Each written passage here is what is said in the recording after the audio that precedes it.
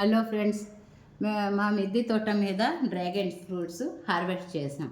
Harvest చేసిన dragon ఫ్రూట్స్కి కోసి మీకు చూపిస్తున్నాం. ఇది తెల్ల డ్రాగన్ ఫ్రూట్. ఎంత బాగుందో చూడండి, ఎంత బాగుంది. ఇలాగే చక్కగాను.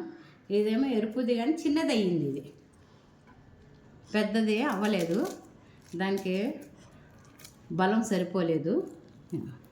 రెడ్ డ్రాగన్ ఫ్రూట్ ఒకటే అయ్యింది, చిన్నది. ఇది స్టార్ ఫ్రూట్స్.